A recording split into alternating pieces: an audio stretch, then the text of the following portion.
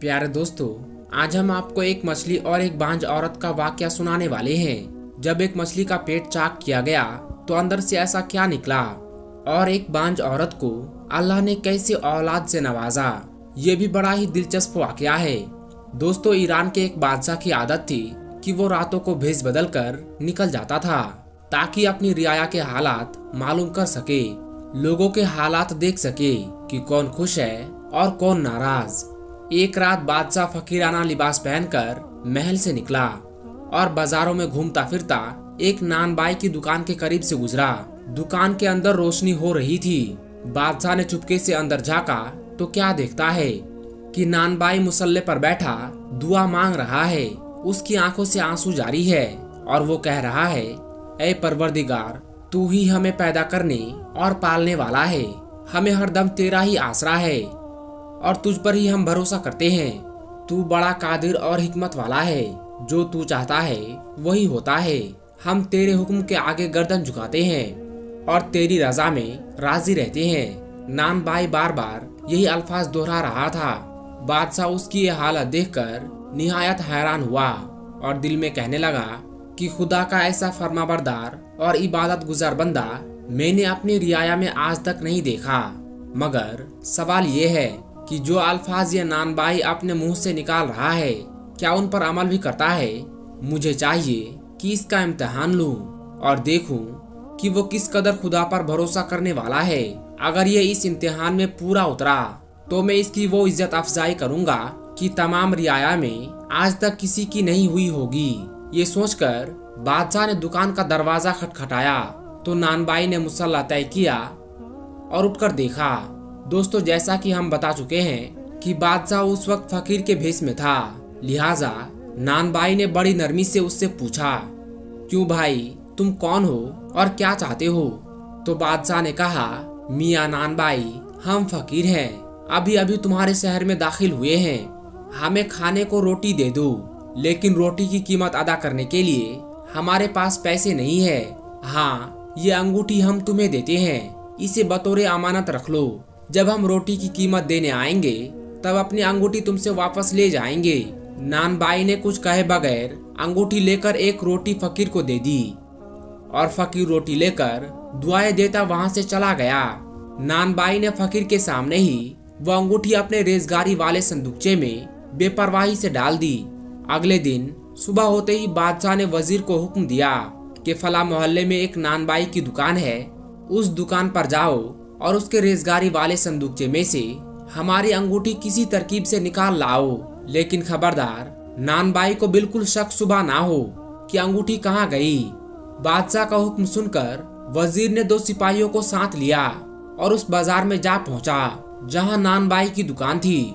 उसने दुकानदारों के बाट देखना शुरू किया और कहा कि हमें इल्म हुआ है कि बाज दुकानदारों के बाट दुरुस्त नहीं है और वो ग्राहकों को कुछ चीजें कम तौल कर देते हैं। वजीर इसी तरह से मुआयना करता हुआ नानबाई की दुकान पर आया और उसके बाट देखे, लेकिन वो सब सही थे।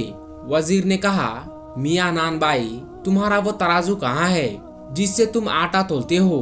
तो नानबाई ने जवाब दिया, वो तराजू तो दुकान के पिछले हिस्से में रखे हैं, मैं अभी हाजिर करता हूँ। ये कहकर जैसे ही नानबाई दुकान के पिछले हिस्से में गया तो वजीर ने फुर्ती से नानबाई का रेजगारी वाला संदूकचा खोलकर बादशाह की अंगूठी उसमें से निकाल ली और अपनी जेब में रख लिया। इतने में नानबाई वो तराजू लेकर आ गया। वजीर ने यूं ही सरसरी तौर पर वो तराजू को देखा और ये कहकर अगली दुकान पर चला गया कि तुम्हारे सब बाट और तराजू बिल्कुल ठीक ठाक है।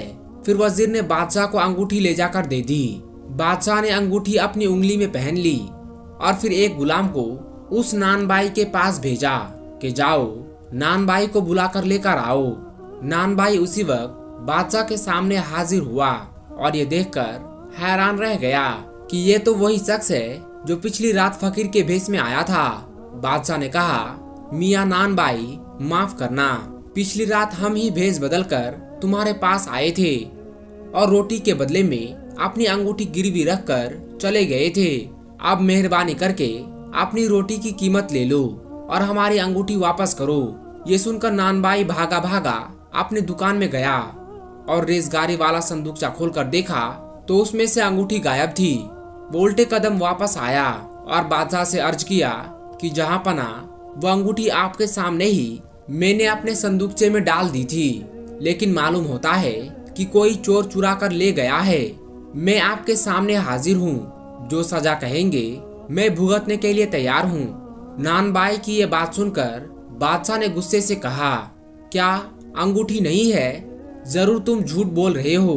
देखो 10 दिन के अंदर अंगूठी पेश करके अपनी रोटी की कीमत ले जाओ। अगर इस मुद्दत में तुम अंगूठी पेश ना कर सके तो तुम्हारा सिर कलम कर दिया जाएगा। अब तुम जा सकते हो। नानबाई ने कहा, खुदा हर सह पर कादिर है और मुझे उसकी जात पर पूरा पूरा भरोसा है कि वो मुझे रुस्वा नहीं करेगा। इंशाअल्लाह आपकी अंगूठी मैं 10 दिन के अंदर पेश कर दूंगा। ये कहकर नानबाई ने सलाम किया और वहां से रुखसत हो गया। बादशाह को उसके इत्मीनान और सुकून पर ताज्जुब हुआ। वो सोचने लगा कि अंगूठी तो मैं अपनी उंगली में पहना हुआ हूँ, फिर 10 दिन के अंदर अंदर ये बेवकूफ कहाँ से अंगूठी लाएगा। इस बात को 8 दिन गुजर गए थे। नानबाई ने अभी तक अंगूठी पेश नहीं की थी कि 9वें दिन बादशाह ने शिकार का इरादा किया और जंगल में निकल गया। एक हिरन के पीछे घोड़ा डाला तो वो सीधा दरिया की तरफ गया। बादशाह ने उस हिरन का पीछा किया और दरिया के किनारे बादशाह के घोड़े ने ठोकर खाई और बादशाह कलाबाजी खाकर दरिया में जा गिरा। बड़ी मुश्किल से हाथ पांव मारकर दरिया से निकला और किनारे पर आया। बादशाह के हाथ कीचड़ में भर गए थे। किनारे पर बैठकर हाथ धोने लगा तो देखा कि वही अंगूठी उंगली से गायब थी। शायद वो दरिया में गिर गई थी। बादशाह को भला ऐसी अंगूठी की क्या परवाह हो सकती थी। उसके खजाने में हजारों एक से बढ़कर एक अंगूठियां मौजूद थी।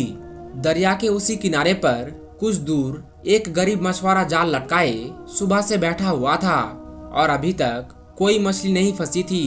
वो दिल में कह रहा था कि अगर खाली हाथ गया तो बाल बच्चे भूखे ही सोएंगे। वो वहां बैठे यही सोच रहा था कि थोड़ी देर बाद जाल हिला।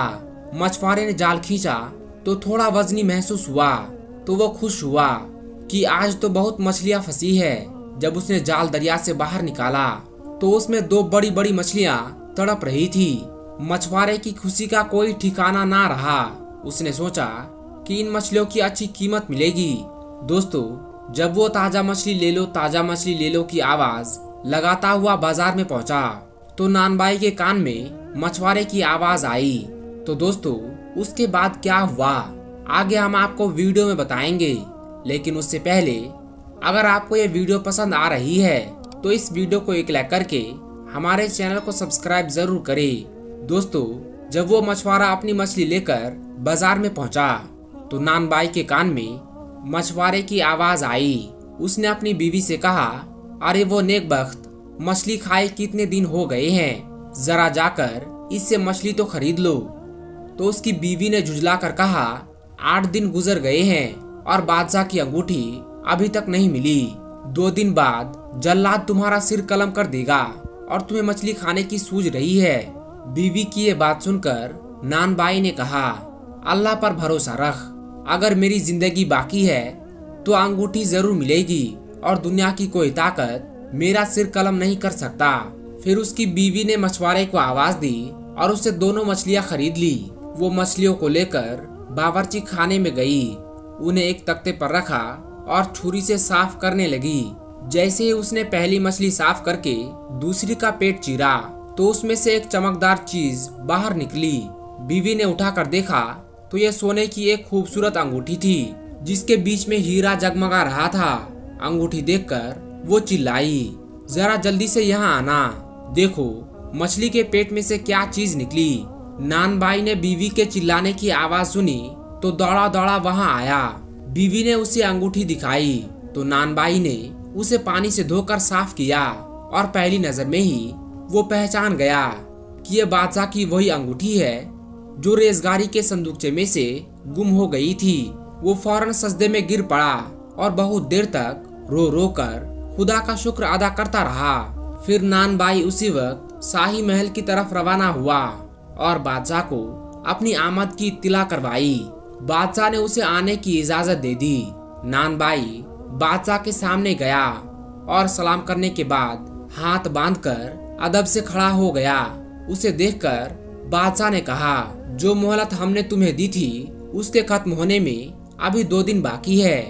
मालूम होता है कि हमारी अंगूठी तुम तलाश नहीं कर सके और मजीद मोहलत लेने के लिए तुम यहाँ आए हो, लेकिन हम अब 1 दिन की भी मोहलत देने को तैयार नहीं है।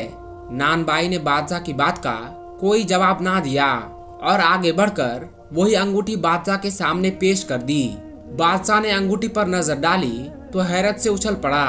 वो बार बार अंगूठी को उलट पुलट कर देख रहा था और हैरान हो रहा था कि ये वही अंगूठी है जो दरिया में गिरी थी या कोई और अंगूठी है। लेकिन नहीं, ये उसी की अंगूठी थी। हैरान होकर बादशाह ने कहा, खुदा की पनाह, ये अंगूठी तुम्हें कहाँ से मिली? बादशाह एकदम चिल्ला उठा, ये तो हमारी उंगली से निकलकर दरिया में जा गिरी थी। बादशाह के मुंह से ये बात सुनकर अब नानबाई भी हैरान हुआ। उसने अदब से कहा, मैं समझा नहीं जहांपना, ये आप क्या फरमा रहे हैं? अंगूठी तो मेरे संदूकचे में से गुम हुई थी। तो बादशाह ने कहा, नहीं नहीं, हमने तुम्हारा इम्तिहान लेने के लिए अपने वजीर को तुम्हारी दुकान पर भेजकर ये अंगूठी संदूकचे में से निकलवा ली थी। तुम्हें इसका इल्म नहीं हो सका था। हम देखना चाहते थे कि खुदा पर तुम जिस ईमान और भरोसे का ऐलान करते हो क्या वो सच है। लेकिन अब इस अंगूठी के मिलने से मुझे यकीन हो गया है कि तुम्हारा ईमान कितना पक्का है। इसके बाद बादशाह ने नानबाई को सारा किस्सा बताया कि किस तरह वो शिकार खेलने गया और दरिया के किनारे उसके घोड़े ने ठोकर खाई और वो दरिया में जा गिरा और उसी दौरान अंगूठी उसकी उंगली से निकलकर दरिया में गिर गई थी, जिसका मिलना मुमकिन ही नहीं नामुमकिन था। लेकिन बेशक खुदा हर सह पर कादिर है। तब नानबाई ने बादशाह को बताया कि अभी थोड़ी देर पहले एक मछुआरा मछलियां बेचता हुआ तब नानबाई ने बादशाह को बताया कि अभी थोड़ी देर पहले एक मछुआरा मछलियां बेचता हुआ आया था। मैंने उससे 2 मछलियां खरीदी और एक मछली के पेट में से ये अंगूठी निकल आई। नानबाई की सारी बातें सुनकर बादशाह ने नानबाई को अपने बराबर तख्त पर बिठाया और उसे इनामो इकराम से नवाजा। कुछ मुद्दत बाद जब बादशाह को पता चला कि यह नानबाई कुरान और हदीस का बहुत बड़ा आलिम भी है, तो बादशाह ने उसे मुल्क का सबसे बड़ा काजी भी बना दिया। दोस्तों, अब हम आपको उस बांझ औरत का वाकया सुनाते हैं। दोस्तों, एक लड़की की शादी को 7 साल का अरसा बीत गया। 7 साल का वक्त गुजर गया, मगर वो औलाद की नियामत से महरूम थी। उसके घर में कोई औलाद नहीं हुई थी। इसके खानदान और दोस्तों में जितनी भी इसके साथ की लड़कियां थी, वो सब कोई 2, कोई 3 और कोई 4 बच्चों की माँ बन चुकी थी। इस लड़की की बहुत हसरत थी कि अल्लाह ताला इसकी भी गोद भर दे। ये लड़की किसी से कुछ नहीं कहती, लेकिन दिल ही दिल में अल्लाह से दुआ मांगा करती कि या अल्लाह, मुझे भी ये खुशियाँ दिखा दे। दोस्तों, इस लड़की की सारी सहेलियाँ, यहाँ तक के इसके ससुराल में जितनी भी शादी इसके बाद हुई थी, वो सब साहिब औलाद हो चुके थे। जहाँ इस लड़की को ससुराल वालों की चुभती हुई नजरों और चुभते हुए सवालों का सामना करना पड़ता था, वही वो खुद भी हर पल अपनी सूनी गोद की वजह से दुखी और परेशान रहती। उसने हिम्मत करके अपना चेकअप भी करवाया, लेकिन ये चीज देखकर उसे और भी ज्यादा तकलीफ होती कि इसकी रिपोर्ट में डॉक्टर्स ने बताया था कि औलाद की उम्मीद नहीं है, जिस वजह से वो हर वक्त दुखी रहने लगी। मगर दिल में एक उम्मीद भी रहती कि अगर अल्लाह चाहे तो कुछ भी नामुमकिन नहीं। डॉक्टर की बात कभी हतमी नहीं हो सकती, क्योंकि वो सिर्फ अपना अंदाजा और अपने तजुर्बे की बुनियाद पर कुछ कह सकते हैं, लेकिन हकीकी फैसला तो अल्लाह के इख्तियार में है। लड़की का दिल अगर बहुत ज्यादा उदास होता तो वो छुपकर अपने कमरे में जी भर कर रो लेती थी। कोई भी इसकी तकलीफ को समझ नहीं पा रहा था कि वो औलाद ना होने की वजह से खुद कितनी तकलीफ और अजियत से गुजर रही है। ससुराल वाले तो बातें बनाते ही थे, लेकिन रिश्तेदारों और पड़ोसियों की बातें जलती पर तेल का काम किया करती और उसकी सास कुछ बातें बाद में कर देती, जिन्हें सुनकर दिल चाहता था कि वो मर जाए या उन लोगों से कहीं दूर चली जाए, क्योंकि उन लोगों की बातें दिन ब दिन बढ़ती ही चली जा रही थी। लेकिन उसे उम्मीद थी तो सिर्फ अल्लाह पाक से। वो हर नमाज में रो रो कर बस अल्लाह से एक ही फरियाद करने लगी कि वो इसे औलाद की नियामत से नवाज दे। जैसे जैसे लोगों के ताने बढ़ रहे थे, उसी तरह उसकी इबादत भी बढ़ रही थी। वो बस अल्लाह की रहमत की आस में थी कि कब उसकी दुआ कबूलियत के दर्जे पर फाइज होती है। वक्त गुजरने के साथ साथ जब इसके देवरानी के यहाँ चौथे बच्चे ने जन्म लिया तो उसकी सास के तानों में और भी शिद्दत आ गई कि तू तो बांझ है, मेरा बेटा बे औलाद रहेगा। आखिर मेरे बेटे का कसूर क्या है जो इसे ये बांझ पल्ले पड़ गई। एक दिन वो अपने देवर के बच्चे को गोद में लेकर प्यार कर रही थी कि ना जाने उसके दिल में क्या हुआ कि बच्चे को वहीं पर लिटाकर अपने कमरे में आई और ऐसा रोई कि सब घर वाले जमा हो गए। उसके दिल की हालत समझे बिना ही सब ये सोचने लगे कि ये देवर के बच्चे से जलती है, हसद करती है, देवर के बच्चों से नफरत करती है, इसलिए रोती है। मगर उन जाहिलों को कौन समझाए कि अल्लाह ताला ने तो उसे ऐसा दिल दिया ही नहीं जो किसी से जलने वाला हो।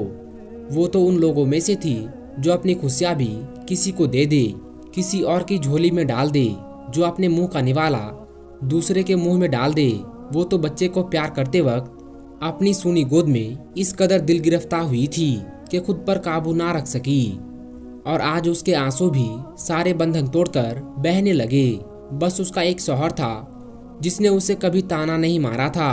उसका शौहर इसे दिलो जान से प्यार करता था। वो उसकी ख्वाहिश को समझ सकता था, लेकिन वो क्या करता, इसके हाथ में तो कुछ भी नहीं था। एक दिन किसी ने कहा कि अपने शौहर के भी टेस्ट करवाओ। पहले तो इस बात पर बहुत हंगामा हुआ, लेकिन फिर बाद में उसके शौहर ने कहा कि टेस्ट करवाने में आखिर क्या हर्ज है। उसके शौहर का टेस्ट करवाया गया। जब रिपोर्ट सामने आई तो वो ठीक नहीं थी। फिर तो घर में एक तूफान सा आ गया। सब कहने लगे कि अब इस लड़की को फारिग करो, हम तुम्हारी दूसरी शादी करेंगे। लेकिन उसका शौहर किसी भी सूरत पर उसे तलाक देने को तैयार ना था। शौहर की मोहब्बत में एक जर्रा बराबर भी कमी नहीं आई थी, बल्कि वो इसकी दिलजोई इस अंदाज में करता कि अगर अल्लाह ताला को मंजूर होगा तो हमें औलाद जरूर होगी, और अगर अल्लाह ताला को मंजूर ही नहीं तो हम इस पर भी अल्लाह ताला के शुक्रगुजार हैं। इसने अपने शौहर से कहा कि आप दूसरी शादी कर लो, मगर वो अपनी बीवी से बहुत प्यार करता था, इसलिए किसी भी सूरत पर नहीं माना, यानी दूसरी शादी करने को तैयार नहीं हुआ। एक दिन उसके सास ने बहुत लानतान किया, यहाँ तक कह दिया कि तुम चाहती ही नहीं कि हमारे घर खुशियाँ आए, मेरे बेटे का भी कोई वारिस हो, तुम बदजहनी नहीं बद दिमाग भी हो। सास की जली कटी बातें सुनकर ये बहुत परेशान हुई और फिर इसने वजू किया और नमाज के लिए खड़ी हो गई। जब दुआ के लिए हाथ उठाए तो ऐसी रिक्कतारी हुई कि कुछ ना बोला जाए। वो कुछ नहीं बोल पा रही थी। फिर सजदे में गिरकर अल्लाह ताला से फरियाद करने लगी कि या अल्लाह, अगर तूने मुझे बे औलाद रखना है तो तूने मुझे इस दुनिया में औरतों के रूप में क्यों भेजा। औरत तो पूरी ही औलाद से होती है, तो फिर मेरे वजूद को अधूरा क्यों रखा। या अल्लाह, सारी दुनिया के डॉक्टर चाहे जो मर्जी कहते रहे, मुझे बस तेरा ही आसरा है। या अल्लाह, मेरी वजह से मेरे शौहर को तकलीफ और इस महरूमी से ना गुजार। या अल्लाह, तू हर चीज पर कादिर है। वो औरत सजदे में और भी दुआ मांगती रही। या अल्लाह, तुझे तेरे हबीब हजरत मोहम्मद मुस्तफ़ा सल्लल्लाहु अलैहि वसल्लम की प्यारी जुल्फों का वास्ता, मुझे औलाद की नियामत से माला माल कर दे। उस रात सजदे में रो रो कर उसने ऐसी फरियाद की कि उसकी आहो पुकार सुनकर कायनात की हर चीज शायद उसकी सिफारिश बन गई और अल्लाह ताला पर उसका भरोसा जीत गया। और फिर चंद हफ्तों के बाद वो हुआ जिसको किसी को भी उम्मीद ना थी। डॉक्टर बार बार उसकी रिपोर्ट देख रहे थे। फिर उसको जिंदगी की नवील सुनाई गई कि वो माँ बनने वाली है। ये सुनते ही उसने बिना किसी की परवाह किए वो हॉस्पिटल के फर्श पर ही सजदारेज हो गई और अल्लाह ताला का शुक्र अदा किया कि या अल्लाह, तेरा शुक्र है, तेरा करम है, मुझ गुनाहगार की तूने सुन ली। तो दोस्तों, चाहे कुछ भी हो जाए, कभी भी किसी भी हालत में मायूस नहीं होना चाहिए। बेशक अल्लाह ताला जो चाहे वो कर सकता है। लोग कुछ भी कहे, बस अल्लाह ताला पर मुकम्मल भरोसा रखो। ना कभी किसी का बुरा सोचे, ना बुरा करे। दिल की ज़मीर को हमेशा पाक रखे। प्यारे दोस्तों, एक दूसरे के लिए दुआएं मांगना बहुत अच्छा और बेहतरीन अमल है, इसलिए एक दूसरे के लिए दुआएं मांगा करें। आखिर में अल्लाह पाक से दुआ करते हैं कि जो लोग बे औलाद हैं, अल्लाह ताला उन्हें औलाद की नियामत से नवाजे। आमीन सुम्मा आमीन। प्यारे दोस्तों, आज की इस वीडियो में बस इतना ही। ये वीडियो और ये वाकया आपको कैसी लगी नीचे कमेंट बॉक्स में जाकर जरूर कमेंट करें। हम मिलेंगे आपको अगली वीडियो में, तब तक के लिए अस्सलाम वालेकुम, अल्लाह हाफिज।